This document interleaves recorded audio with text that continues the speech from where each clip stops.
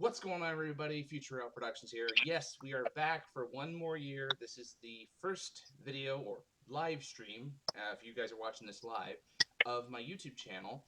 And we're interviewing a Wandmaker, someone who made a very nice custom wand for me. Stephan of Köestler's. I screwed that up, didn't I? Köestler's Fine Magic Wands. How you doing, Perfect. Stephan? Hi, hello, Christopher. Thank you very much for having me. I'm doing very fine. How are you? How do you do? I'm doing all right. I'm just very thankful that I literally got this in time for Christmas. This is a fantastic one. I mean, Thank like, you very much. yeah, like the detail that you put into it. Like, I thought it was going to be a little bigger, but but that's all right.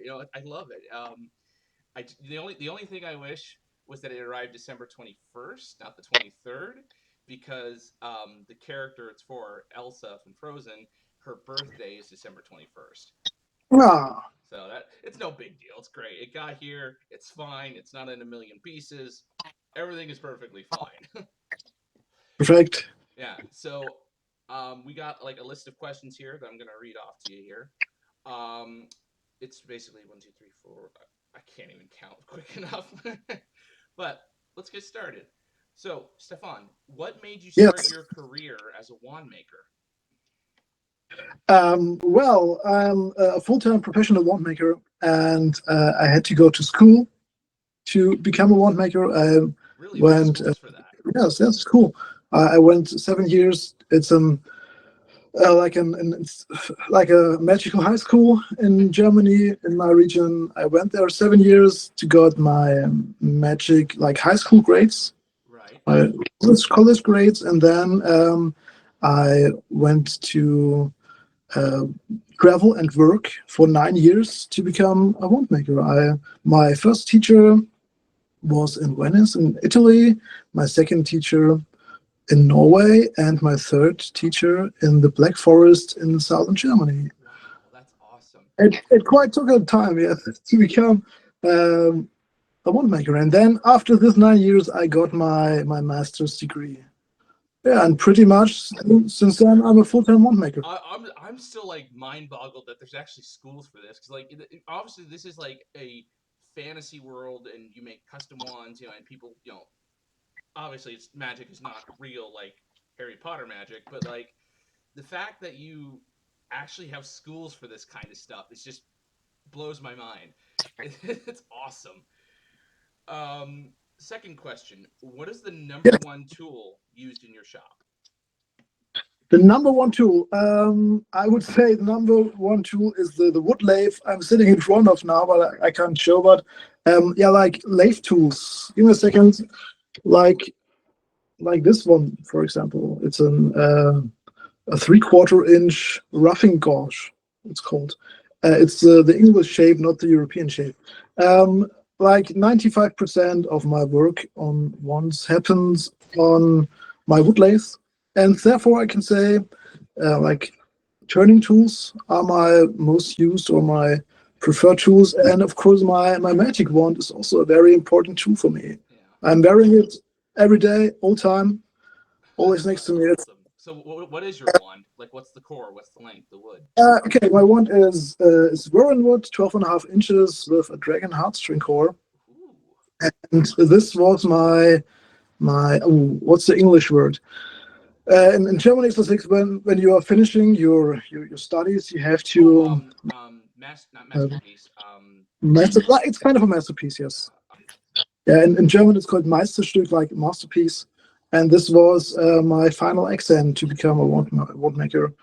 And it's a bit crooked, but it fits to my posture quite well. Right. Yeah, I Yes, think that's perfect. Like everybody's wand should be just a little bit crooked, just like everyone else's. You know? it is like this, yes. And it has a lot of small nicks and scratches. Yes, I'm using it since 15 years every day. But it's so supposed to be a tool. It's a magic tool for me. Oh yeah. So third question: what is your most memorable wand that you've worked on?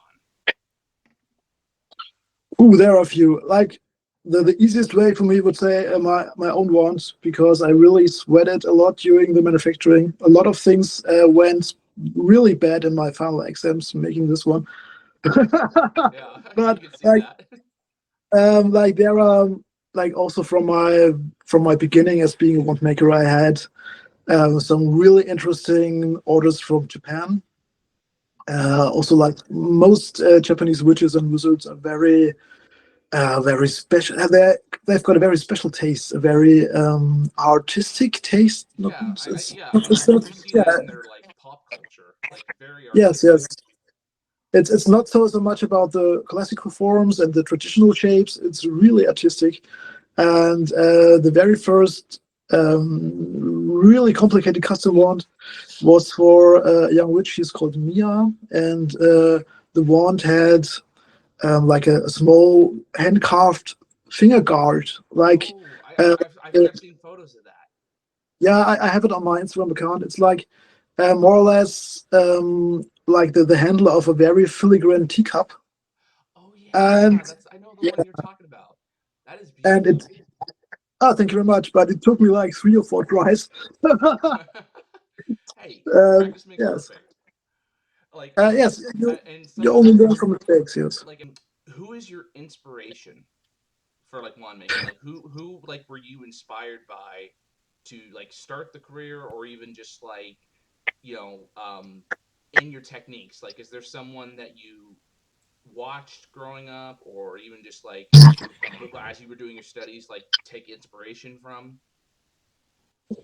Not especially a person, but more like an aesthetic. I'm a huge fan of Victorian age aesthetics, and like in German it's called Biedermeier. It is the age, like the early Victorian age begins about 1870 till 1895, and Oh, around the what's the German word for that again?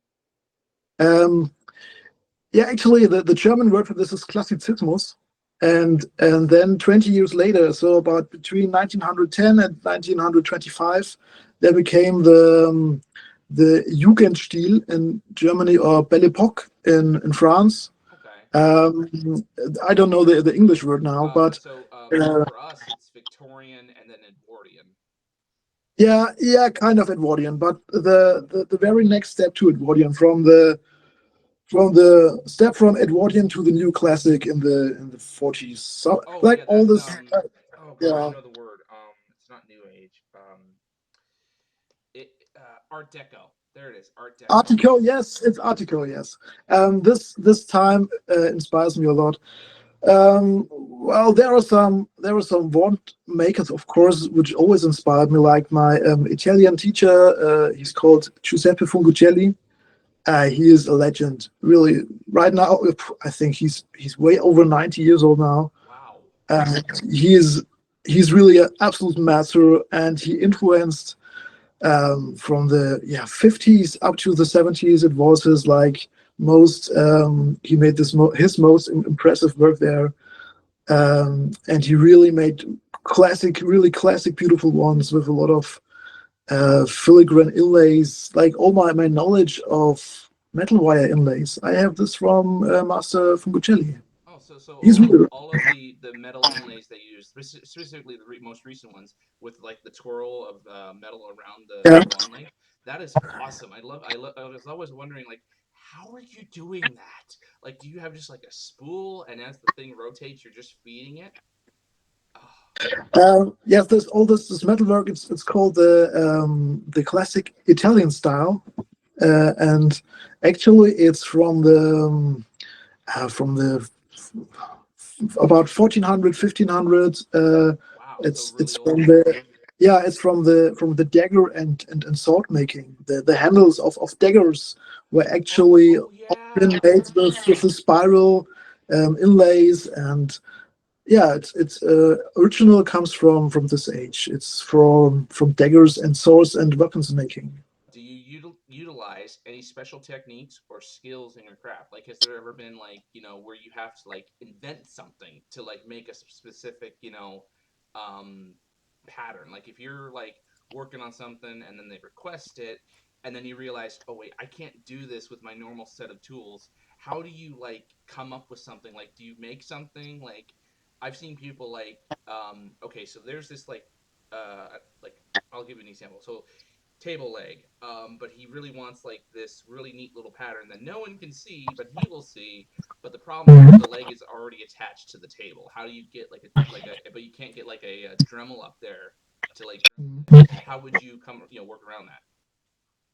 Yeah, this is something which I actually come quite often around it. It's the I don't think if I invented this technique, but I often make like interceptions. Like if there is a spiral running this way, and the spiral is not fading out, but it has a very sharp edge to another sphere or to another material.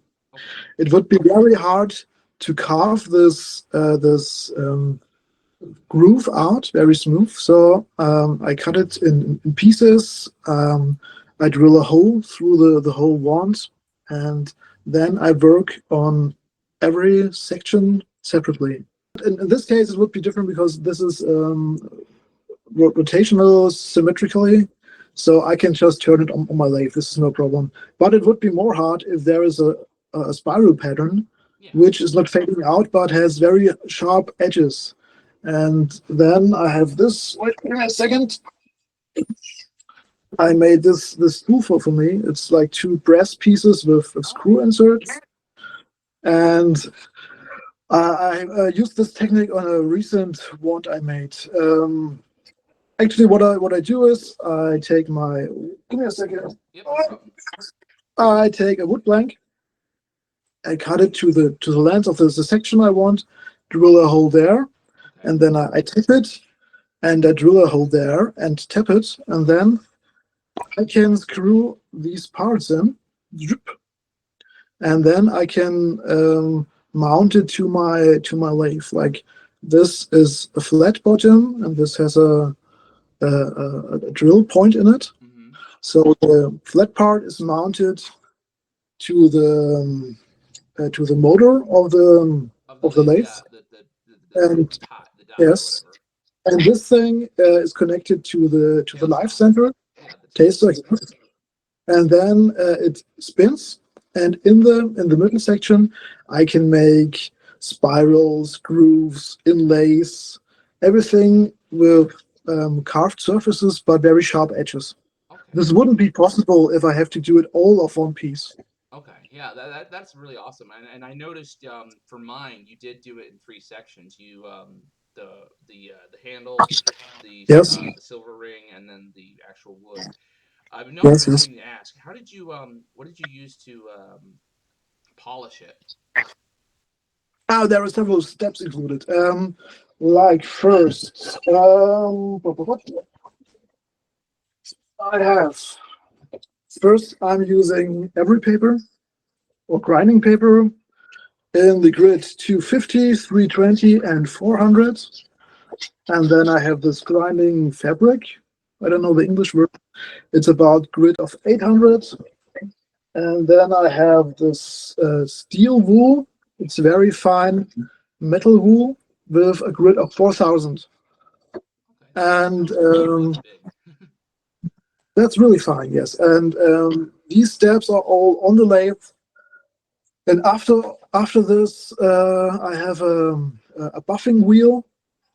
It's like a cotton wheel spinning really fast, and then I'm polishing the wand like for a smoking pipe. It's the same technique, for example. Oh, okay. And then as a finish, I add antique furniture wax. I have it here. Oh, sorry for getting out of the frame all the time. No, no, no, it's fine. Um, This is actually kind of nice. Wow. um, this is from a very small manufacturer from Berlin in Germany, and it's a furniture wax Oh yeah, based I can see you based use them a on, lot. yeah. I always scoop it out from the middle, and it's based on beeswax and lavender oil and citrus oil. It's complete organic. It's like in Germany we have this qualification. It's child toy proof, so you can chew on it. I don't know if someone wants Yeah, to do this. my. Let's see here. What type of wand are you working on right now? Right now, ooh, I finished this 10 minutes before our live stream.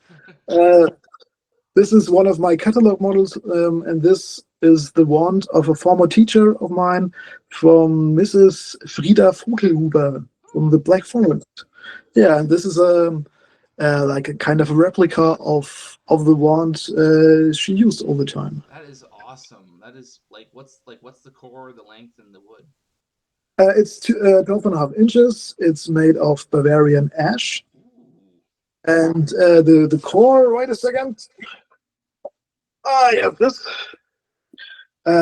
It's called Eisenkraut. Verbena is the English name. It's a herb, Oh. and I stock this in leaves, in dried leaf form. Let me get one out for you. Oh wow. Like, and to put it in the wand, I I grind it, and then I put the grinded powder inside the wand. Like the attention to detail that you put in the packaging, like that's just like you don't have to do that. Like, but like the I fact that have to you do do, this. I know, but the fact that you do is just like you go above and beyond to make sure that we as a customer are satisfied. And like I legit cried when I opened up the wand for the first time and I saw that you had written on the parchment paper like please remember to feed the owl. Like my brain just like oh my god, I'm literally living in the Harry Potter universe. Like Oh, thank you very he's much. got postage stamps from Hogsmeade. He actually went you like went so far and beyond. I have it right here. Come on, grab it. To actually wax stamp my certificate of authenticity. Like you didn't have to go that hard with the detail, but you did, and it's just amazing. Like I love it, and I just feel so bad because you have to do it. No, it's no, you don't have to feel bad. It's a real pleasure. In my opinion, it's the whole package, and I think everything is about the experience. And it's not only about the craftsmanship and about the wand and not using plastic or chemicals. It's the whole package. When you order your wand, I don't use any kind of plastic gluing stripes. Everything is without plastic. Everything is only paper used. I use like a wrapping string like you used 100 years ago if you wanted to send something. Yeah, that is And awesome. The attention to detail is just oh, chef's kiss. thank you very much. It's about the whole experience and about the whole package. I think how awful would it be if you open up one of my boxes and it's filled with these little plastic beans? Oh yeah, the foam little pellets. It's it's a nightmare. Yeah, and not only that, it just takes away from It's the a nightmare. experience. Like I mean, Yes, I definitely felt like I was in Hogsmeade, just like my entire world perfect. faded around me, and I'm like I'm sitting there in Diagon Alley, and I'm opening up my box, and I'm just going Abracadabra. Perfect. Yeah, And like also the wrapping paper, I'm crunching it first, that it looks old. yeah, Stuff like this. yeah. It's Little the whole details like experience. that sell it really. It's really important. I'm actually just keeping it. Like I don't care that it's like paper and you can recycle it. I am physically keeping it for the rest of my life. Which is what is the number one type of wand most people request? Specific wood, core, and length. Yes, I can give an answer to that. I released the Frida Vogelhuber wand last fall, and since then it became my top seller. And the other two models are the Madame Schnursolar. Okay. It's 11 3/4 inches Bavarian pear with a unicorn hair, and the model Carpe Noctem. It's more rustic, more yeah, it looks more rustic. It's 11 3/4 inches ash, Bavarian ash, the same wood this is made out of, but with a dragon heartstring core. And the most fiery dragon heartstrings come from Norway, from my former teacher Ragnar Gunnarsson. He is also a dragon breeder. Yeah, and that's awesome because I even asked for Norwegian spruce and like you delivered and it's perfect. That's what I love about your wands is that you know just like while waiting for mine to be shipped. I'm just watching all your previous like reels and stuff like that. I'm just going through it. I'm just like, I get like sucked in, like just like Thank you. seeing the tools whir away, seeing your steady hand just going like zzz, or whatever, just like it's it's magical in its own way, just getting sucked in Oh, like thank you very much. crazy. But that is just amazing at what you do, and the fact that you're leaving, no chemical trace other than a drop of CA glue. No one's gonna complain about a drop of that. Next question. Favorite Harry Potter book and movie? Favorite character from the books? Well, actually, yeah, you already probably answered that, Lupin. So let's start off with the first one. Favorite book and the movie? Which The Prisoner of Azkaban. for the movie or the book? Both, I guess. All right. It has a very, very dark and gloomy feeling. I like this. Yeah. For me, I think it would be Goblet of Fire because All perfect. yeah, I like for that would be for the book for the Goblet of Fire. For the movie, Prisoner of Azkaban, it has such a different tone from the rest of the films. Yes. Because like you have the first two, you got the wisdom, the wizardry, the magicalness of it, and then you have Chamber of Secrets, which is a little darker, but it still has that childhood innocence. And then three Yes. is where everything kind of starts to turn, and you're like, Sirius Black. Okay, he's innocent. How the huh?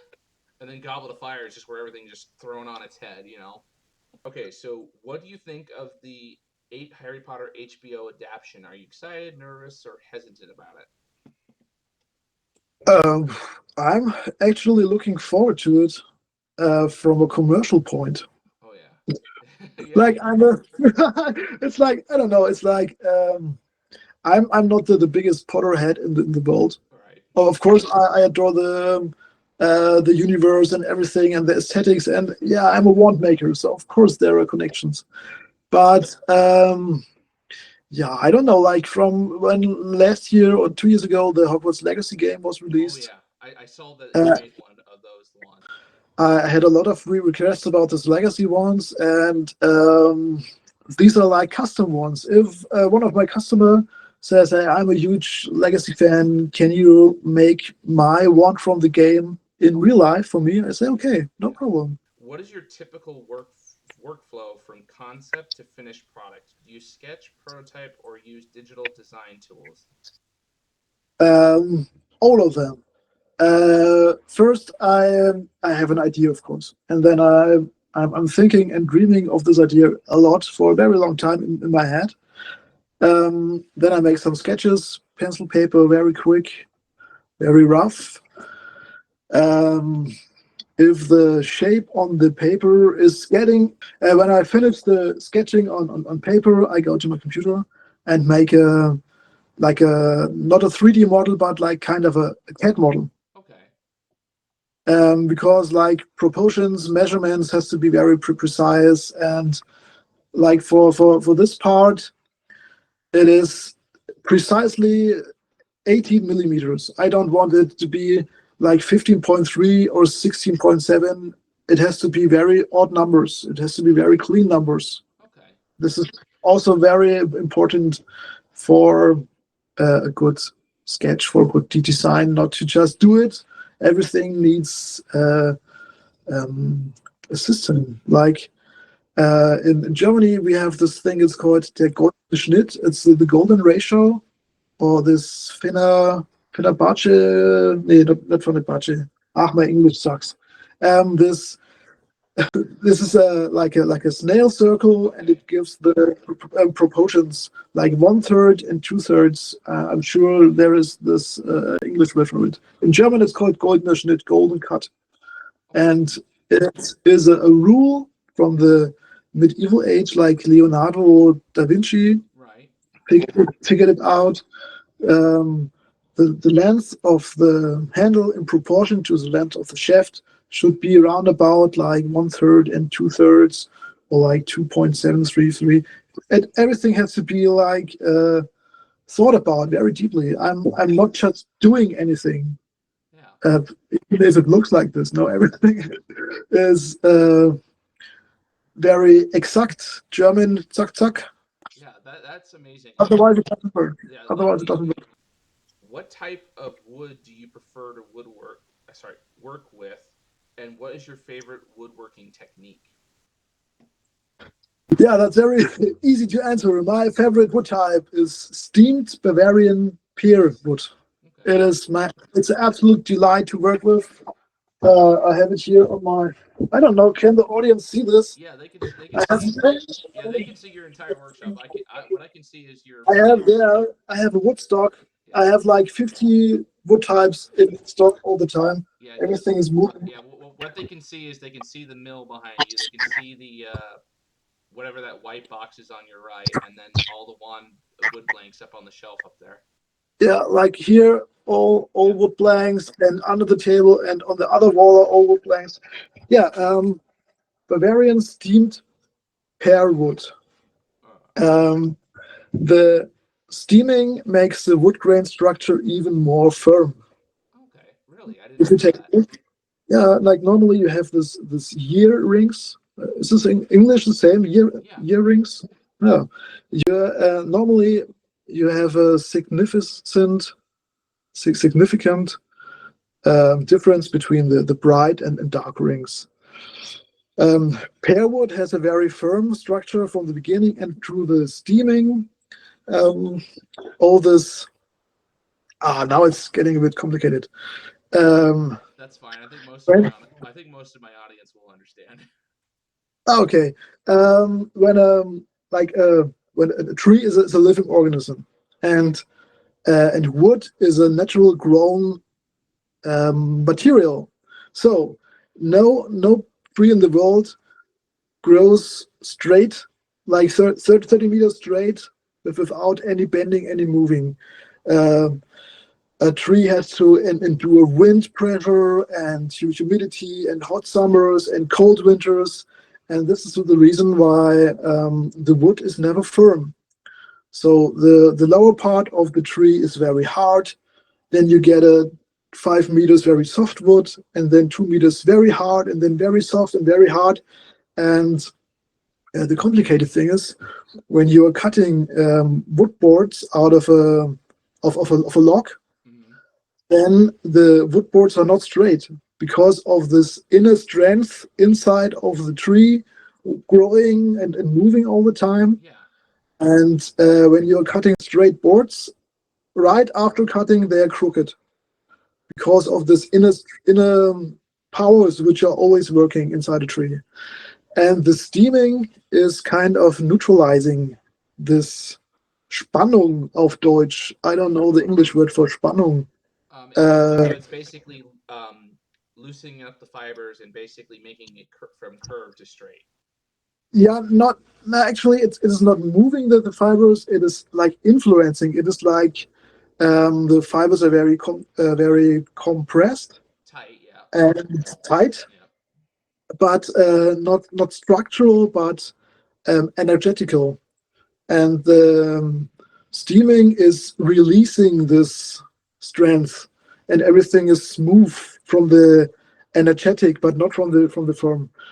So when you work with steamed wood, it stays more straight. It is easier to work with Right. because all this inner twisting is a bit relaxed. Oh, Okay. all right. Favorite wand core.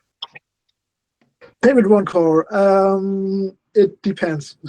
It depends. Yeah. It totally depends. Like my new favorite is the verbena herb. Right. It is perfect. Like Wait a second. what all you have for cores? I have a range. Wait a second. I have a course which I use like every day. Black testrel hairs, Turkish phoenix feathers, Ooh. unicorn hair from China, Ooh. Hello, my core. and Norwegian dragon heartstrings. Fiery. Oh, and they're still a bit hot. Ooh. What would Yes. you say to those who are just getting started and want into wand making? Any suggestions or tips and tricks for beginners? Hey, of course, that's a lovely question. First thing, just do it. There's every mis Insert every Google mis Shia LaBeouf. Just do it. just do it and buy some Nike running shoes. No, there are no mistakes. Just do it. If you want, try it. Um, you can be creative. You can use chopsticks and hot glue for the beginning. Why not? Only to get a feeling for it. You don't need fancy tools and a own workshop Yeah. in the beginning. Yeah. If you want to be a bit more serious about this topic, you need good tools, sharp tools. I think sharp tools are like sharp carving tools. And in the beginning, wait a second, I have it here in my apron. You don't need fancy, expensive carving tools. You can get a cutter knife, Yeah. and these are sharp like crazy. And you can actually carve pretty good details with this. You can get some files, some wait,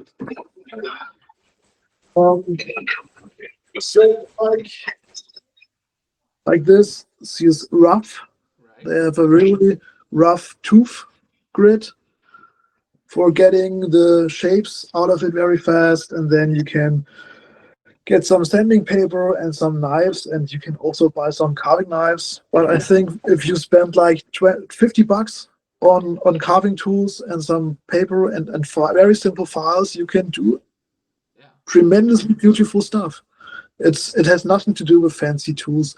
The expensive tools just make the process faster and easier. This is important if you decide to earn your living out of this job. Then you need Yeah. You need to some work simple fast. tools. Yeah. You need to work fast, otherwise you won't earn any money. Yeah, but for the beginning, just do it. And the biggest secret is patience. This is what I had to learn through the years. Patience is the key to success in our business. All right. Because always when I'm taking a look at my pocket watch, and I think, Just oh so people who no, use a pocket watch, you're not the only one. I use pocket watches oh, too. perfect. When I take a look at my pocket watch and think, oh, damn it, I have to work a bit fast, then the mistakes are starting to happen. When I'm giving too much pressure with my tool on the workpiece, then the mistakes happen. And I had to learn this really hard and really often on the really hard way. It is always faster to take your time, to be patient, than to start all over again multiple times. Because the most worst mistakes happens right at the end, not at the beginning, but right when you are finished, when you work on one piece, then 3 days, Yeah. and the last touch, and you're not patient, and that's it. And then you have to start again. It would be much faster if you just slow down, take your time, and then you're finished. This is what I had to learn the really hard way Yeah. multiple times. Yeah. You were great to interview. I agree. I appreciate your Oh, time. thank you.